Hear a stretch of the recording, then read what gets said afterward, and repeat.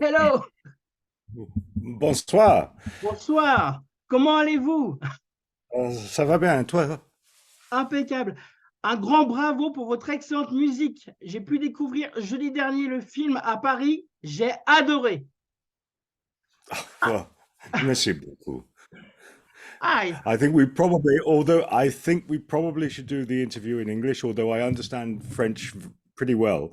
We will do Jean-Jacques, yeah, yeah. we will do English if it's okay for you. And better for me. English. Aïe. Probably better for me because although my French is okay, and Jean-Jacques Arnaud would tell me that it's okay. I think you never know. I make a terrible mistake. Anyway, it's great to meet you, Boris. Thank you. Aïe. What can you tell us about your musical background?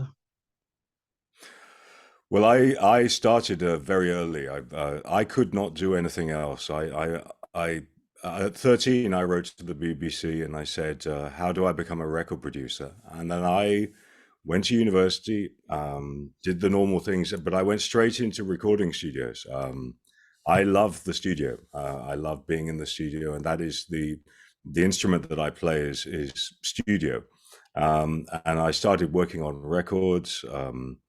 In initially for a record producer called Trevor Horn, who was a famous producer at the time in England. Um, and after some time with him, I got persuaded to move to Los Angeles. And I realized that there was a whole new world of music there. So I was a record producer myself by then, but I went back to doing my day job as a producer, as a session musician.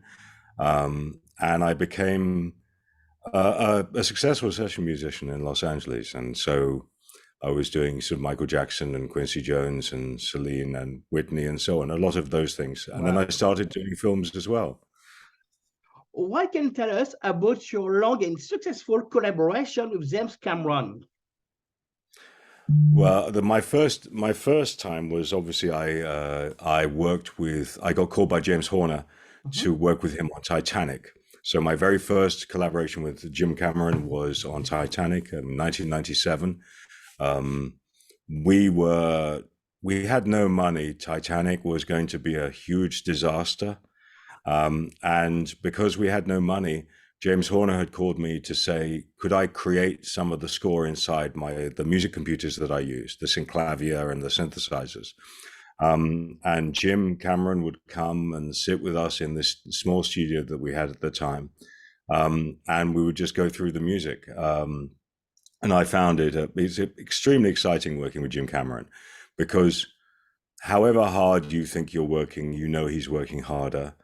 Um, however creative, he gives great feedback in terms of telling you where you want to go. And for a composer, Jim Cameron is a dream to work with. I've now done, I did Avatar 1, obviously, and then I did the Pandora theme park with Jim, and now The Way of Water. And he makes music better. He makes the music in his films better because of the fact that he has a clear idea of where he wants to go. Now that, we also have room to experiment, and that's great as well. Which influence James Horner had on your actual work? Uh, Say that again one more time for me, Sorry, sorry. which influence James Horner had on your actual work?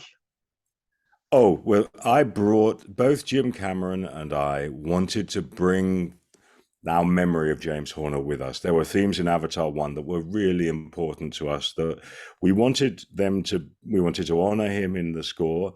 So you will hear from time to time, you will hear themes from Avatar 1 that I put in there because I wanted there were two reasons. One is this is a series of films.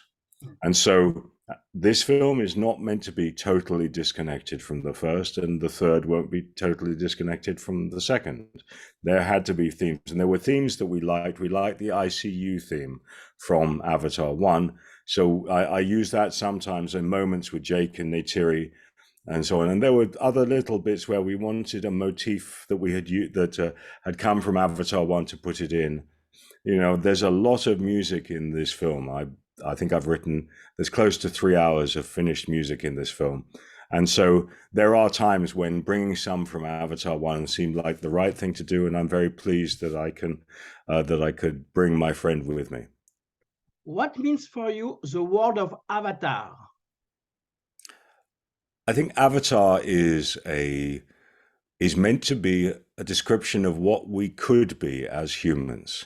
I think that's the way that Jim would explain it, that the idea of being connected with nature rather than destroying it. And in some ways, I know he said this before, that Pandora is meant to be our good side, and then the RDA are meant to be our bad side, about how we treat our world. And I think that's exactly how I treat it, and how I feel about it, is that it's meant to parallel what we should be doing. What was the mood like at the recording sessions?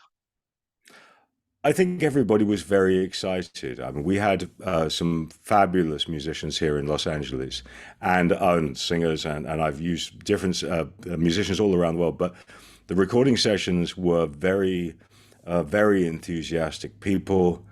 I think I had a great orchestra. I had 100-piece orchestra for this. I had to split them up a little bit because COVID meant that I could not have all of them in the same room. So I had to have the brass separate to the strings. But no, I could not be more proud of the great musicians who have played on the score. They have been fabulous.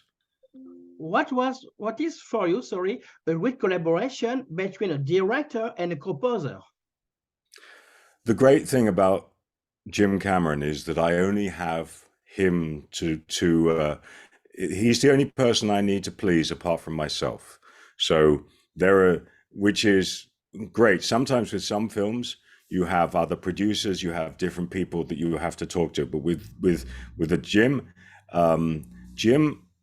takes my music. He'll often say, right here, give me this piece of music. So I say, we finish. He says, yeah, this is great. Give it to me now. And then a week or 2 weeks later, he has done little things to it. He's moved this here, he's taken a piece there, or he's taken something I've written from earlier in the film and put it later, and he will slice up. And then I have a new piece of music, which he says, how about this? And then I sit there and I go, oh, I can understand what you want to do. And then I have to rewrite to make that smoother, but he will give me a clear intention of where he wants to go. And I love the collaboration with Jim. Jim challenges me to try and make everything better and better and better. What is for you the main duty of a good composer? The duty of a good composer is to reflect the film, is to make the images come to life, to make the emotions come to life. And so when you have great images like we have here, it's the easiest job, because I can write a piece of music, and if Jim is happy, then the images are telling me what to do. I sit there and I play, and all I am trying to do is to give that feeling underneath. So film music is all about the underneath, about the heart and how you feel. And I hope that on the score that I have done for The Way of Water, I've tried to give it heart. You have spent over a year composing the nearly 3 hours of original score for Avatar: The Way of Water. Can you talk a little about that? Yes. So after we had started earlier doing some of the on-screen music, so the music, for instance, Neytiri singing her song, I wrote that in 2018. But when we came to do the final music for the score, I flew down to New Zealand to be with Jim, and we wanted to work closely there. And so I started with him in New Zealand. We built some custom studios there in his production area, so that he could be just down the hall from me, and he would come and we would collaborate as we worked. Now, we had some problems because COVID meant that we had to have some lockdowns. So sometimes I would do a Zoom call with him where he was the other side of the door, and I could hear his voice through the door, and I would hear his voice through the Zoom half a second later. But that was so that we didn't stop the whole production. We wanted to make sure that each of the different departments, my music department, the sound effects department, his editorial department, that if any of them were to be, everybody was to get infected, that the whole film would not stop. That was the worry. But I went and worked with him in New Zealand. And then I would go back to Los Angeles to do the music with the orchestra. And that was how it worked. How do you find such powerful inspiration to create such great score? Well, thank you. I'll take the compliments, first of all. But I think that in this case, the inspiration came from many things. There are two major themes in this film. One is the theme of family. And so when I wrote the song chord, which is in the script, in the very first paragraph of the film, it says Neytiri sings the song chord. So the first thing I had to do was write the song chord. And once I had written that, that became one of my main orchestral themes. And that became the theme for the family. But then the next thing was another major part of this film is obviously the water and the Metkaina tribe and Payakan, the Talcoon, and even the RDA. So the next thing was where that looked at the way that light came through water. I looked at the way that light hits the bottom of the sand at the bottom of the ocean, and these were things Jim and I were talking about. We were saying he wanted that sense of the water, and then I started to write music that was based around that idea of how do I get these.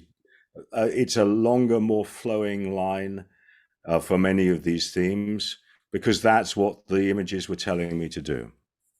What was the most challenging sequence of this film for you to score? Probably the most challenging seconds of this film for me to score were probably there is a point where the family is swimming out. They're trying to get to the surface. And this needed to have an emotional connection. There's nothing else happening. There's only the music. There's no dialogue. There's no sound effects. And this happens many times. There are points where the music is telling you the story because we have no dialogue to tell you. And Jim and I wrote a cue. It's about almost 5 minutes long. And I wrote it and I went, I think this is great. I think this is great. And he looked at it and he went, yeah, it's really good. And then a few days later, he went, nah, you can do better. And so I went back and I went, right, okay. And then I started, I went, right, okay, and I wrote something else. And I went, I think this is great. I think this is great. He said, yeah. And then a few days later, he said to me, you're almost there, but not quite. So, and he showed me something else. And so I went, and I threw it away. And finally, the third time so I've written 15 minutes of music to get to this one piece. The third time, I played it to him and he started crying as I'm playing it. And he stayed in tears all the way through to the end. And I thought, if I can get Jim Cameron to cry, then I know that I've done something good, because he is somebody for whom heart is everything. And he said, yeah, okay, you got it this time. What can you tell us about the song chord? So song chord was it's in the script. It's right there at the beginning. And it says, Neytiri sings the song chord. Song chord is meant to be the idea that on Pandora, the Na'vi can sing the story of their family, like a family tree. So they sing of their ancestors. And every time there is a new birth and their new child, they have a new song chord. And they carry these chords with them. So she would have a song chord for her father and for her grandfather and her grandmother and so on. She would carry these song chords. And the idea is that you put beads on the song chord so that you sing the birth of your son or your daughter. And I looked at traditions around the world with different indigenous tribes. And I saw that there was this idea of carrying the light so that there is a spark in the morning, and that is your birth. And then there is the dawn, and the light grows, and you carry that light with you through the day, and then you take that light with you towards the sunset. And so that became my inspiration for the lyric. But I also wanted to write the lyric in Na'vi because I wanted it to feel old. I wanted it to feel part of Pandora.